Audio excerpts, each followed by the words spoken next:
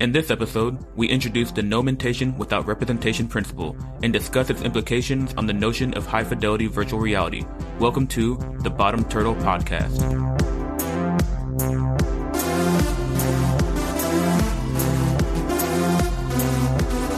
Hey everybody, I'm Dr. Shannon Ray, and we're joined by our co-host Oyani Onimiya. How are you doing, Oyani? I'm doing okay, Shannon. What up, though? How's your week been? Man, my week's actually been pretty good. You know, that last week when the last time when we were talking about the whole licensing issue. Oh, yeah, the licensing situation. Yeah, I got that resolved, and it is a playground, as I suspected. There's a lot to explore in that area. Lots of interesting questions. Oh, yeah, a lot of interesting answers. And so far, I'm excited by what I've been getting. And I was able to confirm a hypothesis that I had. So It's always good when you have a prediction and it, plays out with the mathematics. I feel you. Oh, yeah, that's good. Yeah, I've been busy. Yeah, I was going to ask you about that. I know you've been busy all week. I actually really don't know what you've been doing. It's just been nuts, man. I have like 3 different projects I'm trying to juggle at the same time. And then we got the Bottom Turtle stuff. And we're just starting to figure out the whole marketing part of it. So that's a whole other key I'm trying to make. So there's that.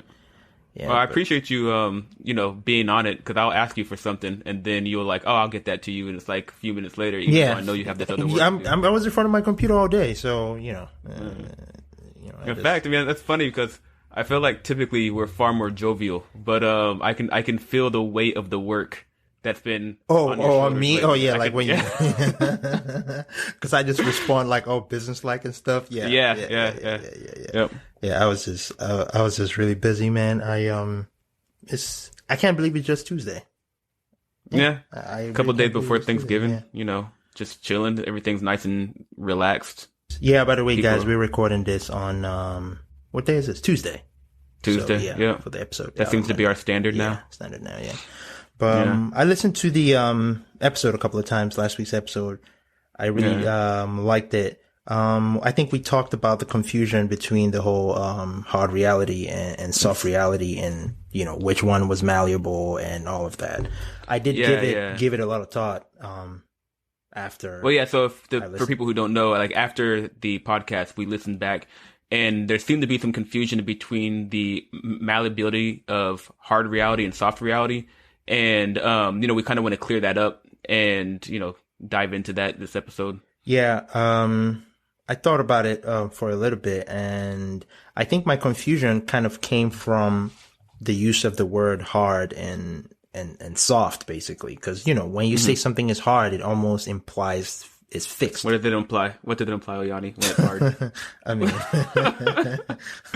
we may be adults. We may have our own businesses and PhDs, but we still have the sense of humor of children. Something hard, like something that's not malleable, but hard is is a spectrum, really. It's so.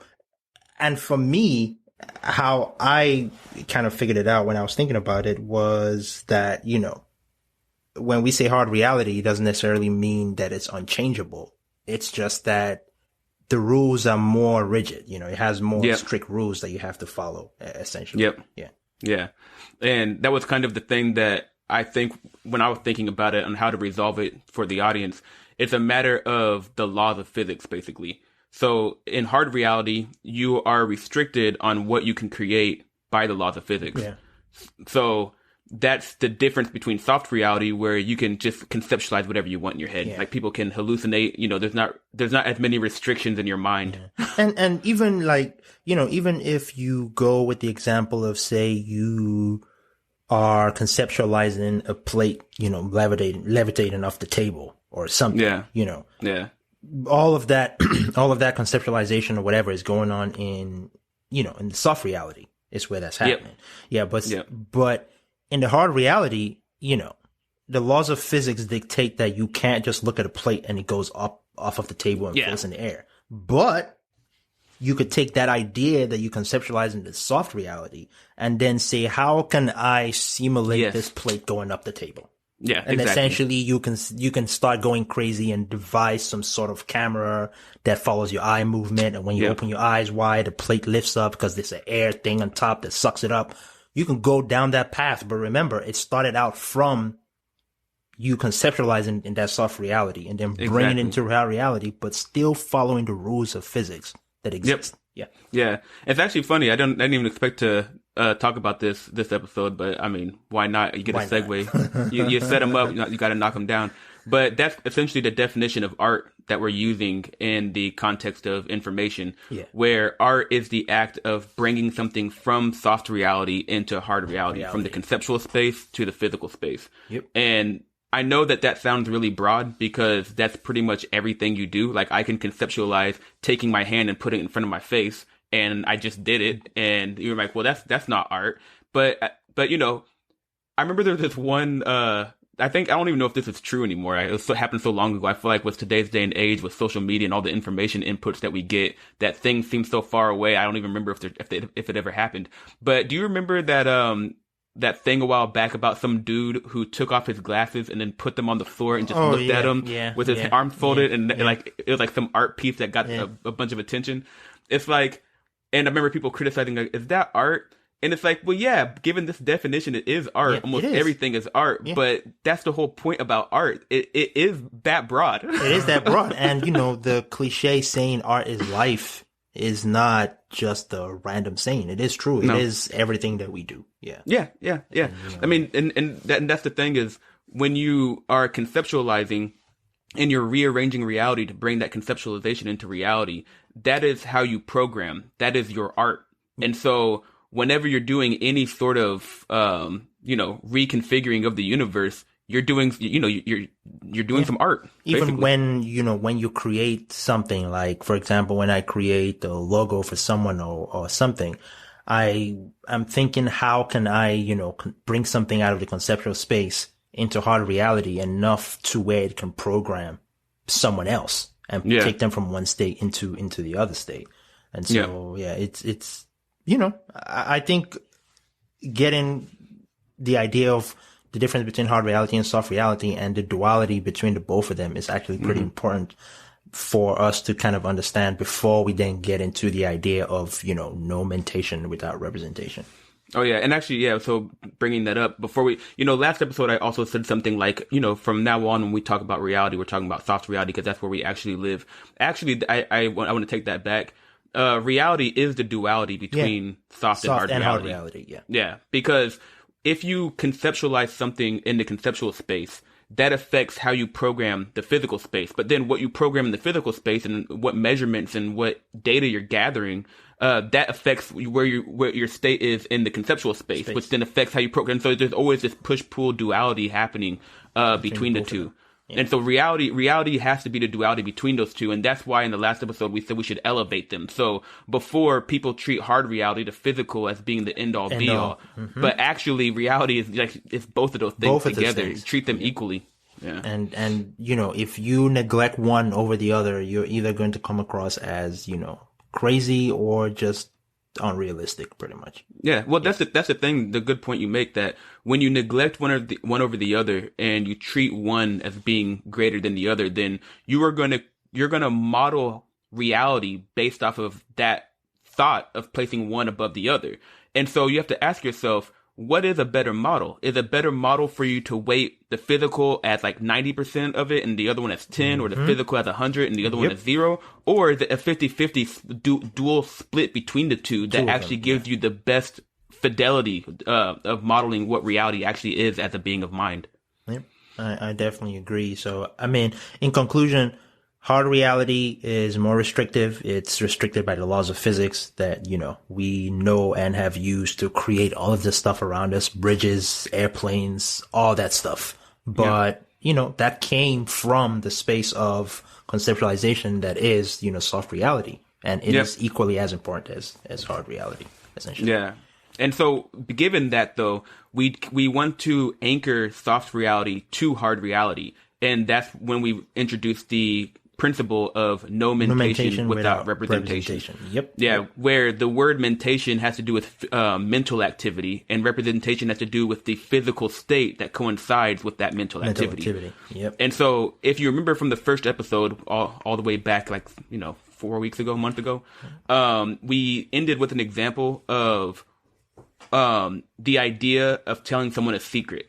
Like, so say you go up to someone and you tell them a secret. Yep. There's a state of that person before you tell them the secret, and a state of them after you tell them the secret. Yep. After you tell them the secret, they can get up, walk into another room, and then like tell someone that secret or hand that secret to somebody else. Someone.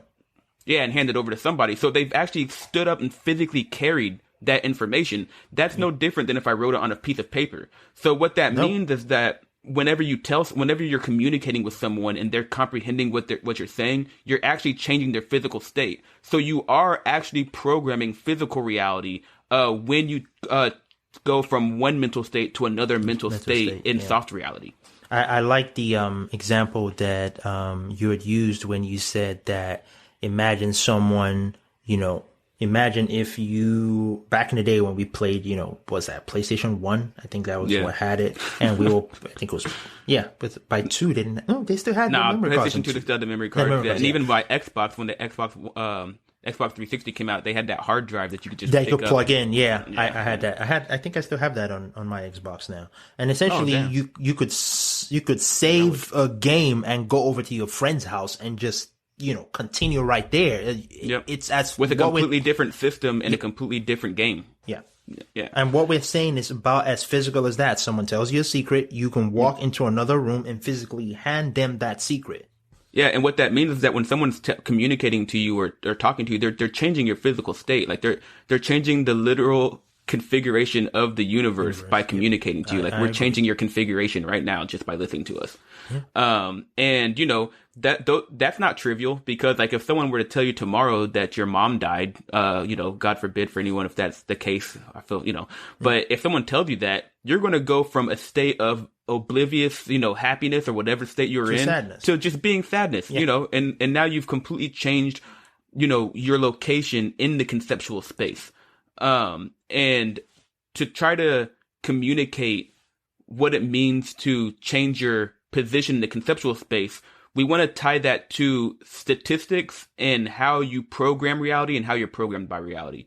So you remember, like I sent you the outline of the episode, and we were going to use the example of the person who's never heard of stealing. Oh yeah, that made me actually think of that movie about I think it was a Ricky Gervais movie. Ricky Gervais, the Invention of Lying, or something Invention of Lying, yeah. So imagine you're living in a world where this person knows what it means to own something. Yep. Knows what it means for someone else to own something. Understands that concept, but the person can't even conceptualize the idea of taking something that doesn't belong to them. Yeah. So imagine that person who can't imagine taking something that doesn't belong to them and then saying that it's theirs. The likelihood that they're going to steal something is pretty much zero. Very low. Unless they do it by mistake. But if that person suddenly learns about what it means to steal, then their probability of them, making a choice stealing something goes up significantly. Yeah. And that state where it's the same person, but they never heard of stealing, and now it's the same person, but they've heard of stealing. Those are two different physical states. Yep. And that person could be standing in one location as they go from that physical state to another physical state. So their location in the physical space hasn't changed, but their location in the space of statistics, in the conceptual space, it has changed. They've moved from one state to another. And the way that we quantify this physically is there is now, how do you model their likely behavior? What is the likelihood of them programming the reality one way versus another way? Versus the other way. What's the likelihood of them deciding to make the choice to take something that doesn't belong to them knowingly? Because of course we still have to account for, maybe they thought it was their phone or something. Yeah. But, we're talking about stealing with intent, with the intention to steal. This person has never thought of that before. The idea filters into their head. Now they have the idea, they've conceptualized what it means to steal something. Yeah. And this is, it's like, this sounds kind of, like it's, this may sound trivial, But when you attach this idea to the idea of high fidelity virtual reality, now you start getting into some implications about experience and what is the meaning of experience. And I was actually talking to one of my friends. He's a computer engineer and a electrical engineer. And we were talking about this. And, you know, if you have a high fidelity virtual reality, I mean, I can put some machine on my head and like the Matrix, information update. Yeah, like the Matrix. And the information updates I get are indistinguishable if I were walking around in my house. Then with that virtual reality, maybe I get the experience of what it's like to be stabbed, or maybe I get the experience of what it's like to live an entire other life. And when I take off the headset, that experience still remains. And that new experience may change how I move and program in my physical space, now having had that virtual experience. Yeah. And so those virtual experiences, they're changing your location into conceptual space, while your physical body was maintained in one spot and didn't change. So your physical state changed, but, you know, your location wasn't changing. It wasn't changed.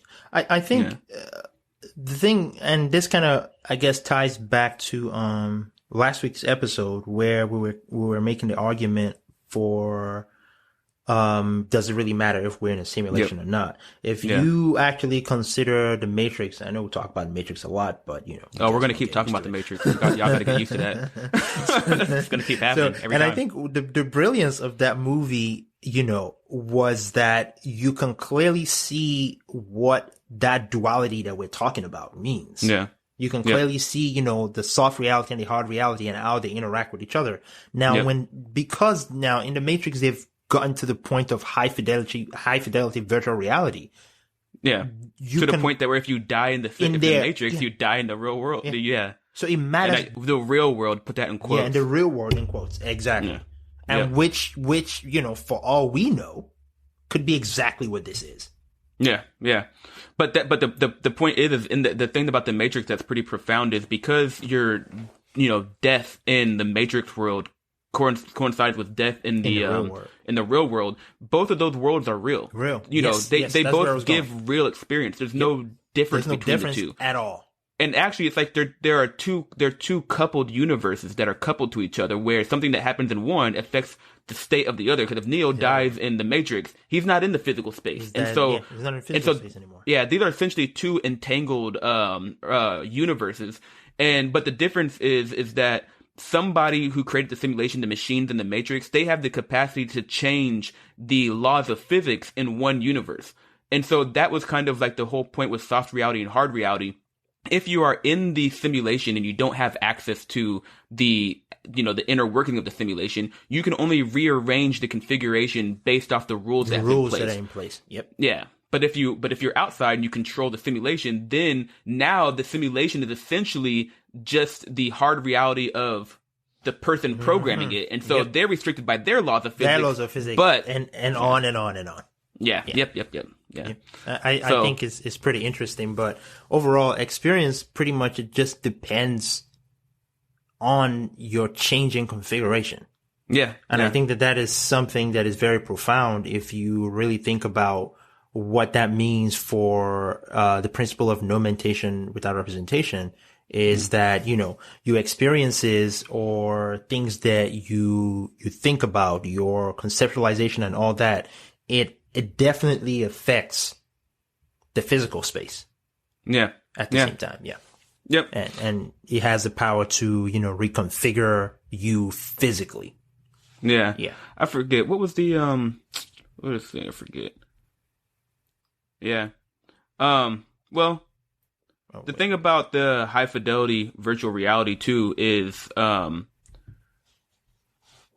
it makes it seem as though, you know, it shows the capacity to which we can bring what we conceptualize into reality. Yeah. So if I or you were to create our own high fidelity virtual reality, and we can hook up our friends to it, so we can program whatever experience that they want to have. So we can make them, you know, fight dragons. We can make them ride a unicorn. We can make them do anything we conceptualize now in the conceptual space now gets brought into the physical space. And remember, that was brought into reality by reconfiguring the physical configuration on the simulation or on the computer that we've created. So essentially at that point, we can literally bring anything we want into reality because these experiences are indistinguishable. Yep. So we've gotten to the point where, and it's funny because as a culture, as a group, as a human race, we've gotten to this point where we essentially can create whatever universe we want. Give it a few more years if we don't destroy ourselves and don't. We go will completely actually insane start with to information. really get the high fidelity stuff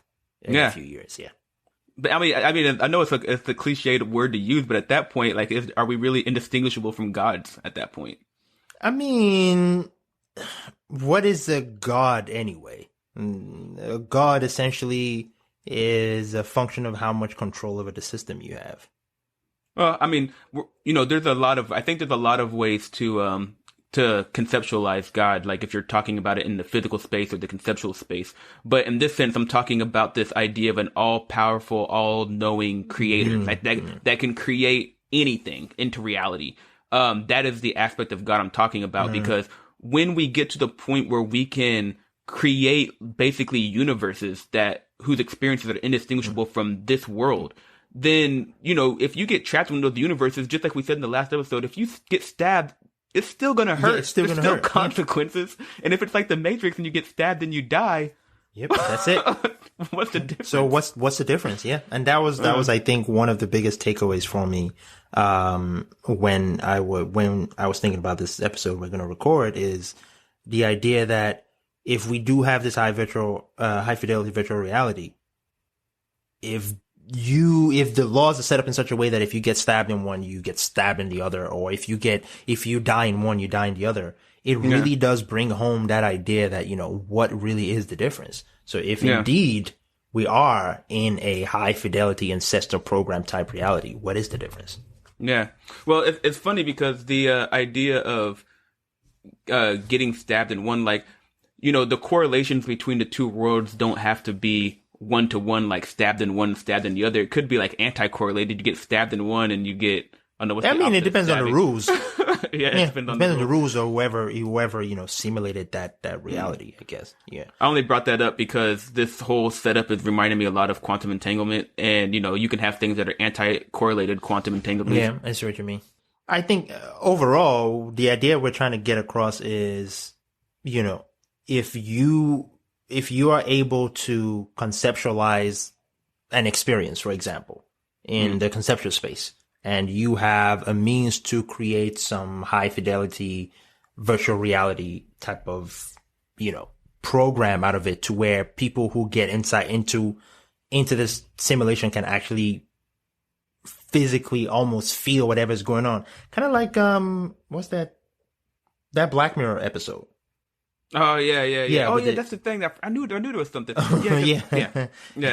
Kind of like the Black Mirror episode. Like it's so clearly obvious that was what that whoever wrote that episode was trying to get across. Yeah, it's clearly obvious that's what it was trying to do. We just have to say unequivocally that Black Mirror is brilliant. Yeah. At least the last season was kind of whack, but the first episode of the last season was good. And that was the episode where those two dudes that were playing the game were banging each other in the video game. Yeah, but that game, like that episode, should really make you think, because clearly they're only banging each other in the game, right? Yeah. And so it's like, are they cheating? Is this really like an infidelity of some sort? I mean, I had a whole bunch of interesting conversations about the ethics of that with a couple of people, and it seemed to be the general consensus was that, it is cheating. Oh, absolutely. Yeah. I mean, especially given the way that we treat reality as being a duality between hard and soft reality, that you are absolutely cheating. Yeah, so because the way that I put it into perspective is, take, like, if I had my best friend, for example, and we were in this game, and I knew on the other side it was my best friend, like Jacob, since I was 7 years old.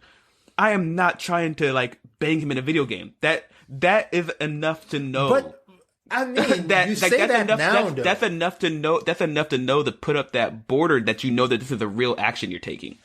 Yeah, but man, and what's so interesting about that is that by default we know the answer to that question. Yeah, we know the answer to that question. We know the answer to that question. Like, we know, that ain't right, bro. Yeah. And it's just the I think the clarity of reality between the conceptual and the physical space and how these things are related in terms of their malleability and through experience, I think it gives a perspective on these type of things that make it easier to navigate ethically and, what's occurring. But there was something I wanted to bring up, and that was the idea of a space. And so when we say something like you're changing your location in the conceptual space, I wanted to tie that to your change in statistics. So in the first episode, I mentioned that some of the research that I do has to do with quantum fidelity. And that's essentially a question of the similarity between different quantum states. And so any question of fidelity is always a question of measurement statistics. So you can imagine that, like, take the coin flip, the best, simplest statistical example, and imagine that you have this coin and you can change its weightings from, 100% heads to 0% tails and or to 100% tails, 0% heads, and everything in between. So say someone hands you a coin and you don't know what its weightings are. You don't know if you flip this thing, if it'll give you tails every time. You don't know if you flip it, it'll be 50-50 heads and tails.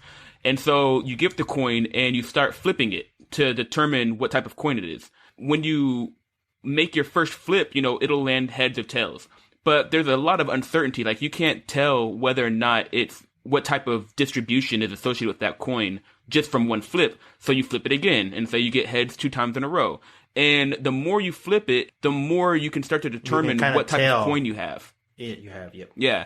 And so the statistical distance has to do with how far 2 distributions of that coin are from each other.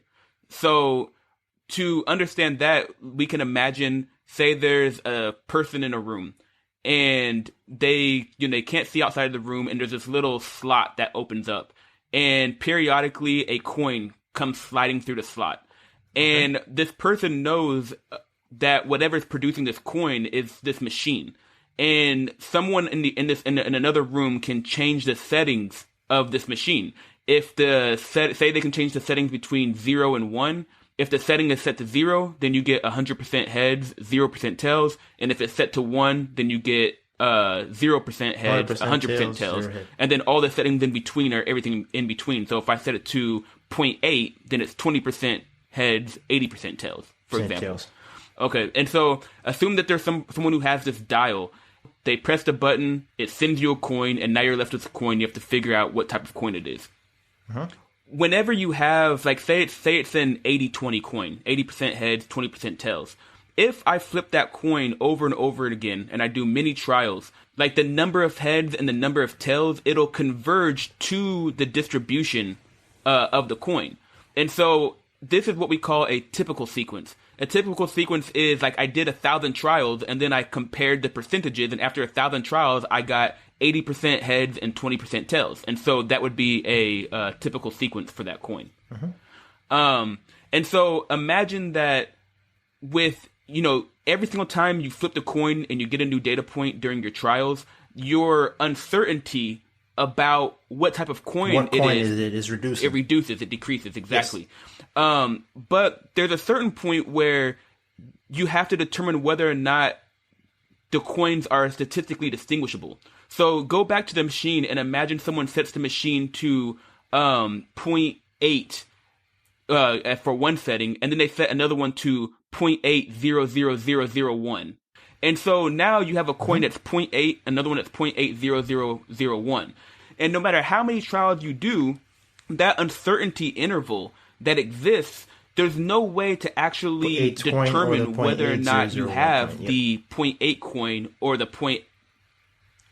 Yeah, you can't tell the difference. And so the uncertainty on the outcome, given your access to these trials, that uncertainty interval is your margin of error.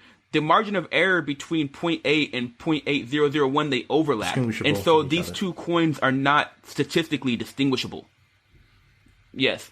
And so now we have a clear notion of distinguishability between coins, like whether or not it's possible that the margin of error, if the margin of error of two settings don't overlap, then they're distinguishable.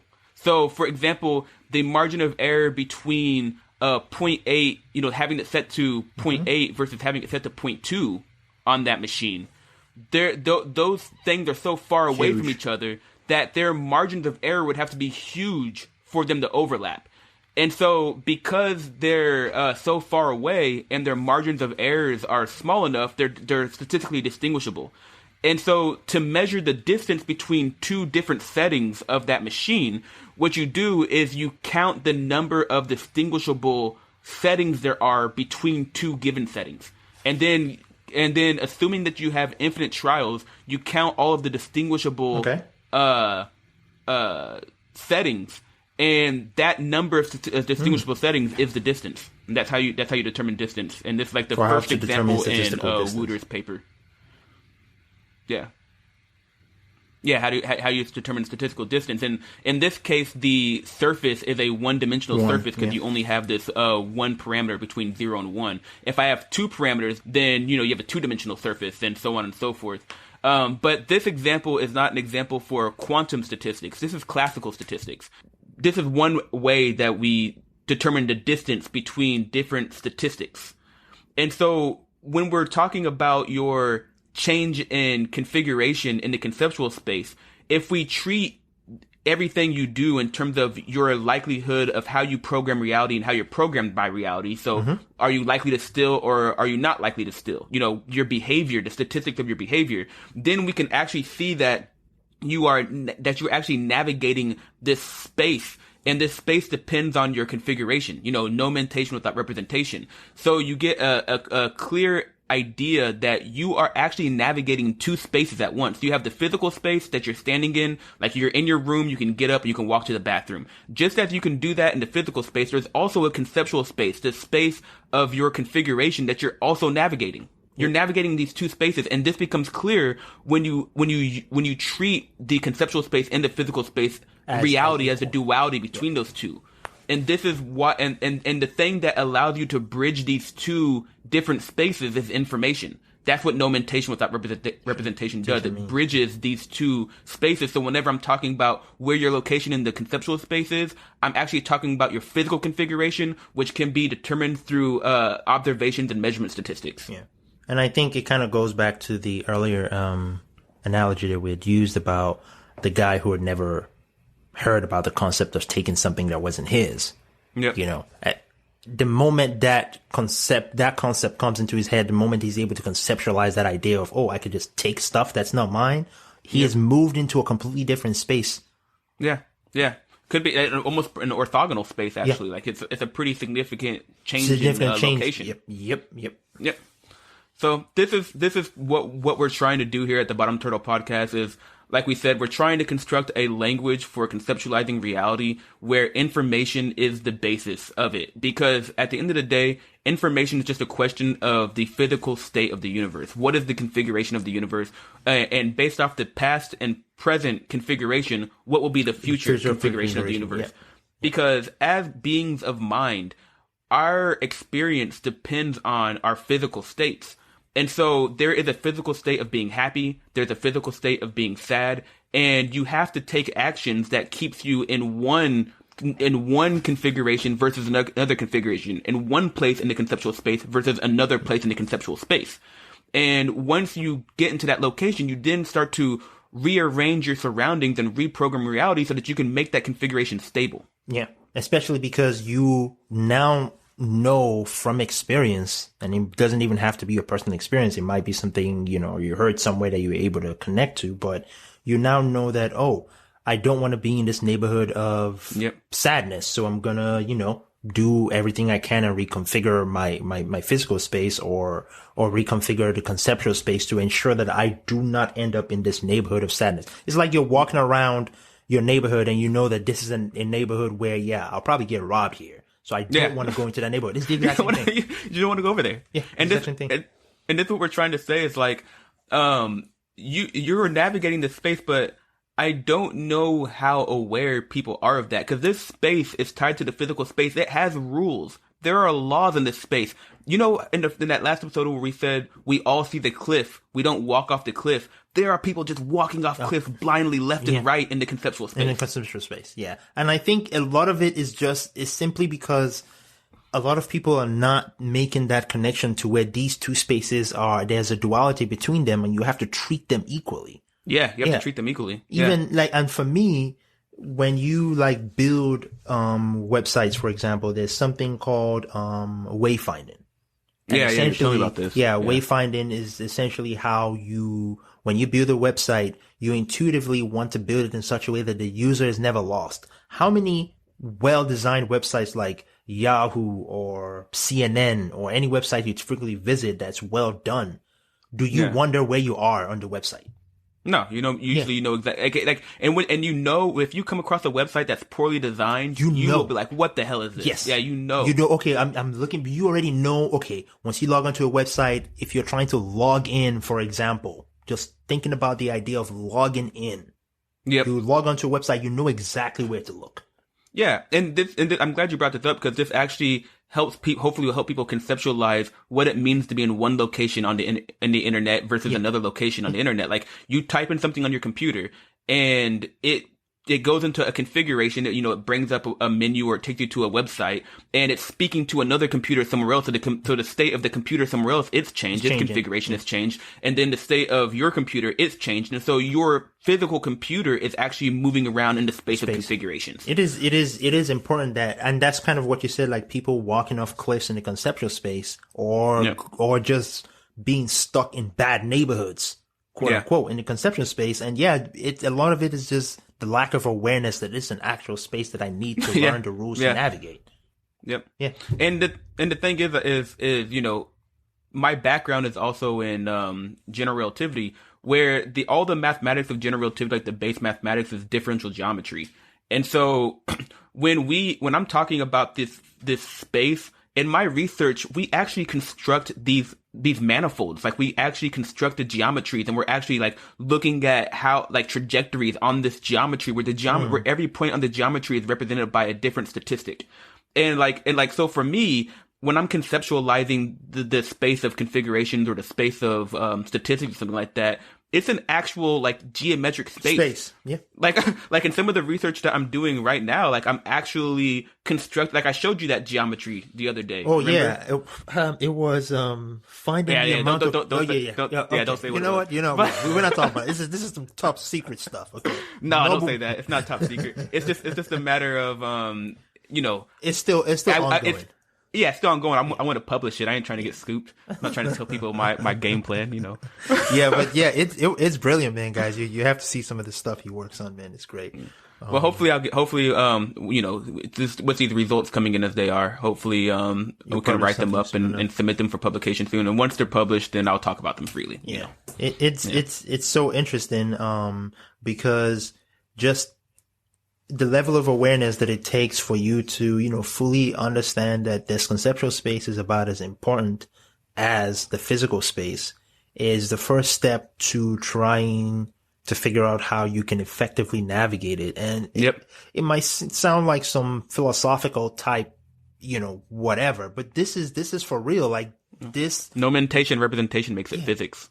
It's physics. It is just basic physics. And because I can't just imagine if you woke up at 6 a.m. to get ready for work and, you hopped in your car and you just end up somewhere. You don't know how you got there. You don't know where you're going from there. Yeah. You don't know if it's safe. That is about as real as it is to just be lost in a conceptual space. Yeah. That is not a feeling that you will be comfortable with in the physical space. You should not be comfortable with that in the conceptual space. Absolutely not. Yeah. Oh, and I completely agree, man. I mean, we're preaching to the choir at this point. But, one other thing I like about the Black Mirror episode, do you remember the episode where, there was this guy who, gave up the rights to his, I guess it was his mind. Like, he gave up the rights to the configuration of his mind, and he was in prison. And so he was, sentenced to death. and some dude took his data and created this virtual version of himself that people could come into this museum and they press a button and he would die. And so he would keep dying over and over and over again. You could actually like get a little handheld version of him to where he's always screaming and being tortured. And when you think about the episode and you're trying to think about like the ethical implications of the episode and what's actually going on here, are they doing something wrong? Well, when you understand that experience and that experience has to do with configuration of the universe, that show essentially took the universe, put it in a configuration of pain, and is just torturing the universe. One person, yeah. Because at the end of the day, we are derived from the universe. There was a point where we didn't exist, and eventually the universe evolved until we were in the configuration of us as minds existing. And so whenever you're feeling pain or suffering or whatever it is essentially the universe, as you being a subset or a subspace of the universe, it's essentially the universe experiencing pain. So for me, in that episode where they create that thing and start torturing it, it's like, no, you don't take actions to create suffering. It's the universe experiencing suffering no matter what. And I'm not, ethically, I'm not going to be creating, for example, AI that are essentially not artificial consciousness, but just consciousness, like we were talking about the last episode, and just start torturing it. That is unethical and wrong because what they were doing in there. yeah. Because we know, like, if you and I are in fact some consciousness has been programmed by some higher civilization, and they just changed the settings so that we're suffering the entire time. That would be no different than if I just went and I stabbed a child or something like that and I just watched it suffer. Yep. No, you don't let the universe suffer. Yeah. Man, I gotta go back and watch all of those Black Mirrors. Oh yeah, again. It's brilliant, absolutely brilliant. Yeah, I love it. Well, I think that we wanted to keep it short this time. Yeah, we covered everything we wanted to. Yeah, we're trying to keep it short, but hey, overall, just remember, guys, the conceptual space is about as important as the physical space. It has its own rules, its own laws that you are better served by paying attention to it, learning these rules and figuring out how to navigate it effectively. Some of this stuff we'll probably talk about as the podcast goes on. We're definitely talking about it. Yeah, how to effectively figure out, where in the conceptual space that you are and, how to navigate it and things like that. But really start to connect to the idea that it's as real as you walking down the street, going from one neighborhood to the other. That is exactly what it is. It has its own set of rules. Yeah, and to point out, like Oyani was saying, like, how do you know what your location is in this space? There's one answer to that, and I think anyone may be able to guess it. It's your feelings. Your feelings, yeah. Absolutely. Your feelings. Feelings are associated with no mentation without representation. Every feeling has to be associated with a different physical configuration, a different physical state. And your feelings are telling you where your location is. Just pay attention to it, listen to it, be honest about it. Trust me, you will navigate that space more effectively. Yeah. Because if you lie about what you're feeling, then how do you know what neighborhood you're in? Yeah. And how do you know how to navigate your way out of it? That's how you get lost. That's how you get lost. Yeah. That is how you get lost. Yeah. Absolutely.